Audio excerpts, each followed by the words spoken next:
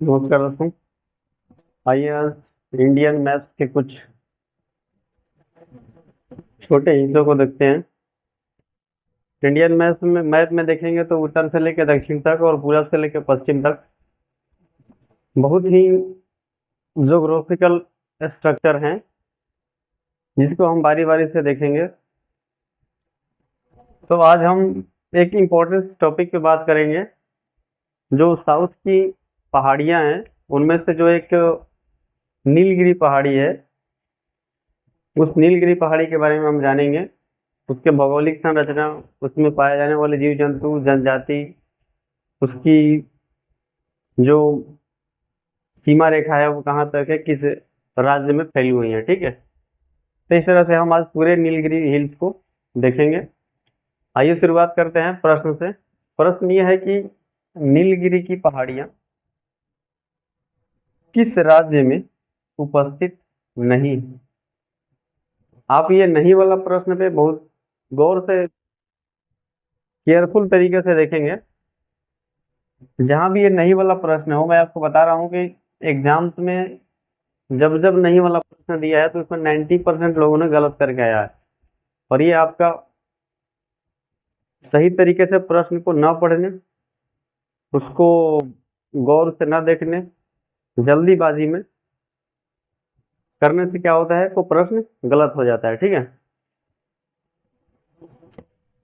यदि हम इस प्रश्न को इस तरीके से पढ़ें कि नीलगिरी की पहाड़ियां किस राज्य में उपस्थित, और नहीं को छोड़ दे तो क्या पढ़ेंगे कि नीलगिरी की पहाड़ियां किस राज्य में उपस्थित हैं। अब जैसा कि आपको पता है कि नीलगिरी पहाड़ी, आपको पता ही होगा, केरल में, तमिलनाडु में नॉर्मली है।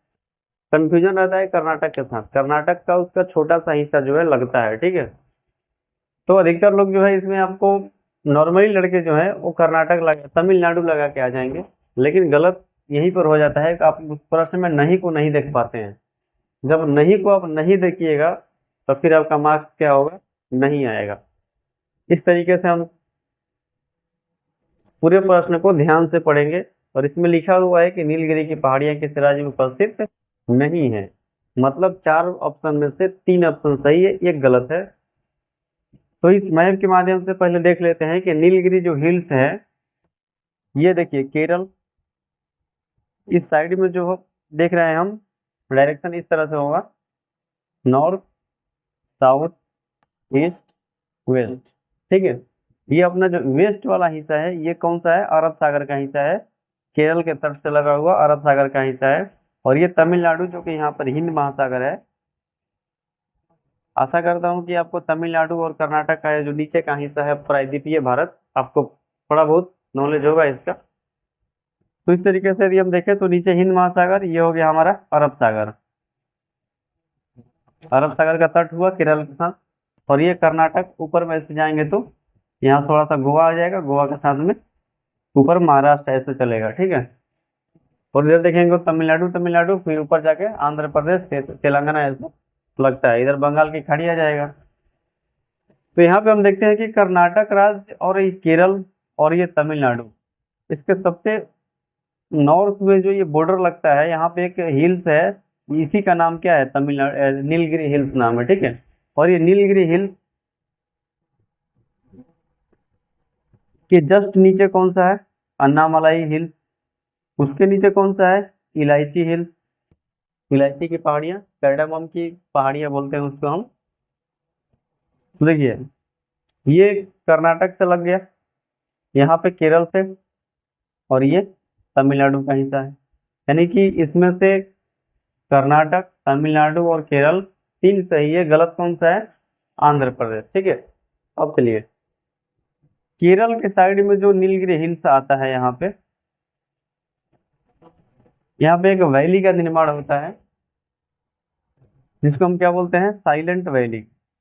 प्रश्न, बहुत सारा प्रश्न में, बहुत सारे एग्जाम्स में, बहुत सारे मतलब कि स्टेट में आपको कहीं ना कहीं ये देखने को मिल जाएगा। साइलेंट वैली किस राज्य में है, केरल में है। ठीक है, किसका हिस्सा है, नीलगिरी पहाड़ी का हिस्सा है ये।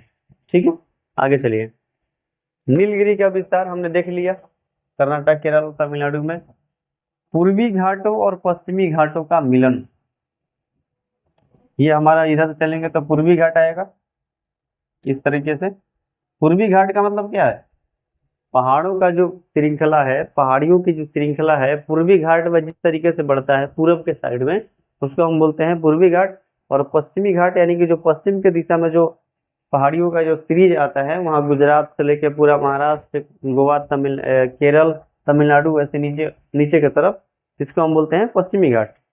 तो कहने का मतलब ये जो पॉइंट्स है, ये पश्चिमी घाट और पूर्वी घाट का जो है मिलन स्थल है। प्रश्न आएगा कि पश्चिमी घाट और पूर्वी घाट का मिलन स्थल कौन है? तो नीलगिरी हिल। आगे देखिए, इसका सबसे ऊंची चोटी कौन सी है? दोदा बेटा, तमिलनाडु में है। ऊंचाई है 2637 मीटर। जलवायु कैसी है नीलगिरी? सॉरी, जलवायु यहाँ पर गलत लिख चुके हैं, इसमें जीव जंतु यहाँ पर होगा। कौन कौन से जीव जंतु पाए जाते हैं, जो कि आपके प्रश्न में परीक्षा में पूछता है। तो जीव जंतु कौन से आते हैं? नीलगिरी ताहर, ध्यान रखेंगे आप, नीलगिरी लंगूर, लोयन टेक, हाथी और सांभर। ठीक है। चाय की खेती यहाँ पे मुख्यतः होती है। यहाँ का प्रसिद्ध कौन सा है? चाय का खेती। ठीक है। जनजाति कौन कौन से मिलते हैं इस पूरे नीलगिरी हिल्स में? इस नीलगिरी हिल्स के इर्द गिर्द उसमें रहते हैं जनजाति। तो एक टोडा, जो कि तमिलनाडु के साइड में रहते हैं। इरुला, तमिलनाडु, केरल और कर्नाटक तीनों में पाए जाते हैं इरुला, ध्यान रखेंगे आप। कोटा, कोटा तमिलनाडु, तमिलनाडु के साइड में। पनियन, केआर मतलब केरल। पनियन कहाँ पाए जाते हैं? केरल के साइड में। जनजाति का नाम है, ध्यान रखेंगे इसको आप। नीलगिरी पर्वतीय रेल जो है, ये यूनेस्को की सूची में कब जोड़ा गया था? जुलाई 2005।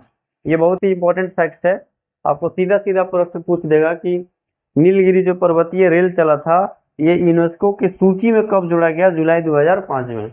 आगे देखिए, ये पूरे नीलगिरी हिल्स में बहुत सारे वाइल्ड लाइफ सेंचुरी, बहुत सारे नेशनल पार्क बनाए गए हैं, जो कि कुछ कर्नाटक में है, कुछ तमिलनाडु में आते हैं और कुछ केरल में आते हैं। नेशनल पार्क यानी कि राष्ट्रीय उद्यान, वाइल्ड लाइफ सेंचुरी, अलग अलग दोनों चीजें होती हैं। तो मुद्दुमलाई जो है वाइल्ड लाइफ सेंचुरी जो है, वन्य जीव अभ्यारण्य, किसमें मिलते हैं? तमिलनाडु राज्य में है। आप यहाँ पे बहुत ध्यान देंगे कि हम यहाँ पे जीके जीएस का भी प्रश्न कर रहे हैं, भूगोल भी पढ़ रहे हैं और मैथ भी पढ़ रहे हैं एक साथ। ठीक है, क्योंकि मैथ जो है भूगोल से संबंधित है और ये आपको जीके जीएस में, स्टैटिक जीके में सीधा सीधा आता है। ठीक है। आइए देखिए, Mudumalai wild life sanctuary Tamil Nadu में, Wayanad wild life sanctuary Kerala में, मुकुर्थी नेशनल पार्क केरल में। ठीक है। Silent valley national park Kerala में। नागरहोल नेशनल पार्क, हमने साइलेंट वैली देखा अभी, इसको silent valley national park Kerala में। नागरहोल नेशनल पार्क कर्नाटक में, कर्नाटक में नागरहोल। बांदीपुर नेशनल पार्क कर्नाटक में। मतलब इस नीलगिरी पहाड़ी के इर्द गिर्द या इससे संबंधित जो भी वाइल्ड लाइफ सेंचुरी और नेशनल पार्क है, कि यहाँ पे लिखा गया है इसके संबंध में। ठीक है। चलिए,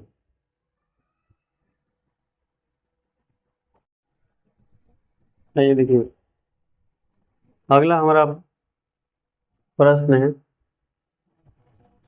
हमने अभी देखा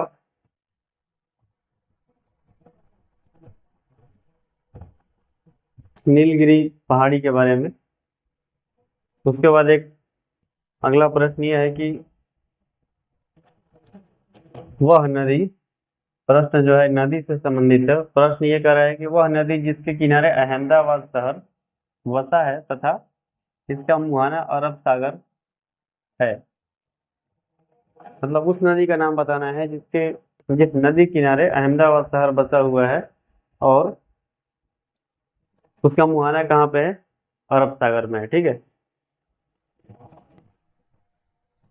तो देखिए, ऑप्शन से देखेंगे तो तापी, इसके किनारे सूरत बसा हुआ है, आपने जीके जीएस से पढ़ा हो।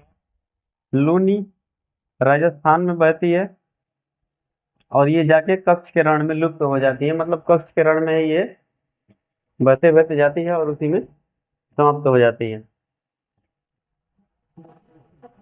आपके लिए प्रश्न ये रहेगा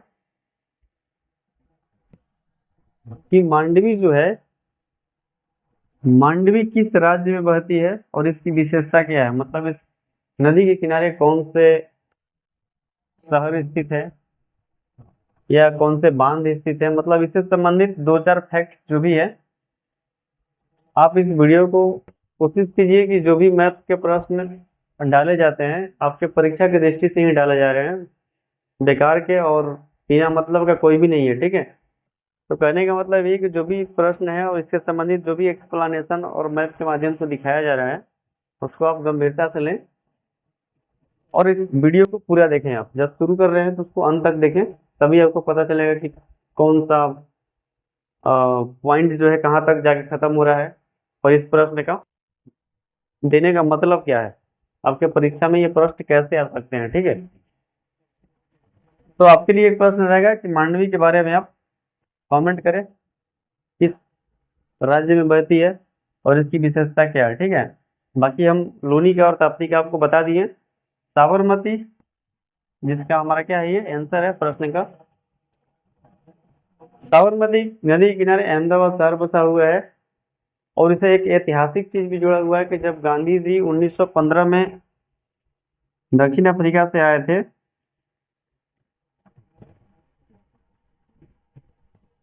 तो उन्होंने सबसे पहले जो आश्रम की स्थापना थी वो कहाँ पे किए थे, अहमदाबाद में ही किए थे, कोचराब में, नदी के दूसरे तरफ, ठीक है। कोचराब एक जगह है नदी के जस्ट थोड़ा सा मतलब 500 1000 मीटर के जैसा डिस्टेंस है, तो यहाँ पे किए थे। लेकिन जब अहमदाबाद की तरफ इन्होंने जो स्थापना किया था उधर क्या हुआ कि प्लेग फैल गया और प्लेग फैलने के कारण उन्होंने क्या किया कि कोचराब आश्रम को दूसरे तरफ शिफ्ट कर लिया, नदी के दूसरे तरफ शिफ्ट किया, जिसको साबरमती आश्रम बोला गया क्योंकि यह साबरमती की तरफ था। तो साबरमती आश्रम 1917 में, कब स्थापना हुई थी, 1917 में, ठीक है। तो साबरमती नदी से जुड़ा हमारा बहुत ही हिस्टोरिकल एक मतलब प्रश्न बन जाता है और आप शायद गए भी होंगे गांधी आश्रम, वहाँ पे जो साबरमती आश्रम है देखने के लिए, बहुत ही खूबसूरत जगह है, आप जाइए कभी मौका मिले तो चलिए आगे देखते हैं। पहले मैप देख लेते हैं कि साबरमती जो नदी है इसमें एक पॉइंट यहाँ पे विशेषता में जोड़ा गया है कि स्पष्ट दक्षिणी प्रवाह है। क्या लिखा हुआ है, स्पष्ट दक्षिणी प्रवाह, यानी कहने का मतलब कि साबरमती नदी भारत की एकमात्र ऐसी नदी है जो कि सीधा दक्षिण की तरफ आती है, उत्तर से निकल के सीधा दक्षिण की तरफ। ये देखिए स्पष्ट दक्षिणी प्रवाह है, मतलब बिल्कुल एकदम सीधा सीधा दक्षिण की तरफ आती है, उत्तर से निकल के सीधा दक्षिण की तरफ। कौन सी नदी, साबरमती नदी। इसके ऊपर देखेंगे राजस्थान में कौन सी नदी बह रही है, लूनी नदी, जो कि कक्ष किरण में, कक्ष किरण में क्या हो जाती है, लुप्त हो जाती है, ठीक है। मतलब उसका धारा जो है धीरे धीरे कम होता जाता है और खत्म हो जाता है, कहाँ पे, कक्ष किरण में। साबरमती नदी खम्बात की खाड़ी, ये देखिए खम्बात की खाड़ी है जो कि किसका भाग है, ये अरब सागर का भाग है, अरब सागर का भाग है खम्बात की खाड़ी, जिसमें साबरमती नदी, माही नदी, नर्मदा नदी और ताप्ती नदी, ये सभी नदियां खम्बात की खाड़ी यानी कि अरब सागर में गिरती हैं और यही इनकी विशेषता है। और माही नदी के बारे में थोड़ा जान लेते हैं कि ये जो है कर्क रेखा को, भारत की ऐसी कौन सी नदी है जो कि कर्क रेखा यानी कि 23.5 डिग्री जो उत्तरी अक्षांश है उसको काटती है दो बार, कर्क रेखा को दो बार काटने वाली नदी कौन सी है, माही नदी, ठीक है। चलिए आगे देखते हैं। मुहाना खम्बात की खाड़ी हो गया, अरब सागर हो गया। सहायक नदी देख लेते हैं। सहायक नदी कौन कौन सी है, वाकल, तेई, हाथमती, मेसम या माजम, धमनी, धमनी इंपॉर्टेंट है, प्रश्न पूछता है धमनी, खारी इंपॉर्टेंट है, हरनव, ठीक है। विशेषता बता दिया आपको, दक्षिणी प्रवाह है, स्पष्ट दक्षिणी प्रवाह।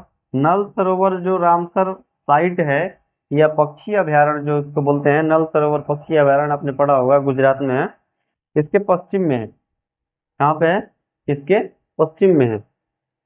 अटल फुट ओवर ब्रिज जो बना हुआ है अहमदाबाद में, अटल फुट ओवर ब्रिज, आपने इसको बहुत सारा मतलब कि साइट पे सोशल मीडिया में बहुत देखा होगा कि नदी के इस पार से लेकर उस पार तक ब्रिज बना हुआ है ऐसे करके, नाम क्या है उसका, अटल फुट ओवर ब्रिज। 300 मीटर का लंबा है, यानी कि 980 फीट का है। और ये स्टार्ट कब हुआ था? 2018 में अहमदाबाद में है, साबरमती नदी पर। यह भी इसकी विशेषता है, हाल फिलहाल का खबर है। ठीक है, तो ये था हमारा साबरमती नदी के बारे में मैप और उससे जुड़े हुए फैक्ट। ठीक है, तो चलिए इसी के साथ विदा लेते हैं और मिलते रहेंगे किसी प्रश्न में और किसी नए टॉपिक के साथ। तब तक के लिए धन्यवाद।